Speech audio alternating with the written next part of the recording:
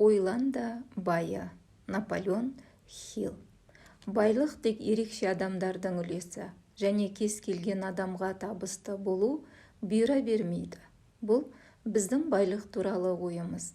Біз ауқатты немесе дәулетті болу үшін күнделікті күйбең тіршілікті өзгертуге, үйреншікті сүрлеуден шығуға да тырыспаймыз.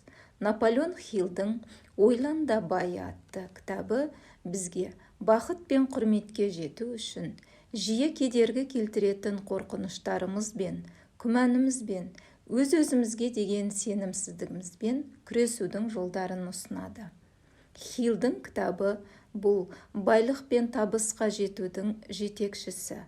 Оның мақсаты әр адамның байлыққа қол жеткізуде қажетті болатын білім мен дағдыға ие бола алатынын дәлелдеу. Кітап сізге ақыр аяғында іске кірісу үшін және өз өміріңізді өзіңіз жеңу үшін қажетті импульс береді. Әрекеттердің айқын жоспарының арқасында сіз тек бизнесте ғана емес, сонымен қатар кез келген басқа да салаларда табысты бола аласыз.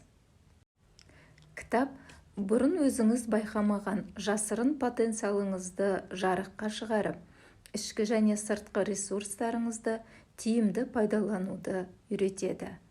Кітап идеясы сіздің шығармашылық энергиямен қуаттандырып, алға қойған мақсаттарыңыздың сұрақтарын шешуге шабыттандырады. Мақсатқа жетер жолда түрлі кеңес береді.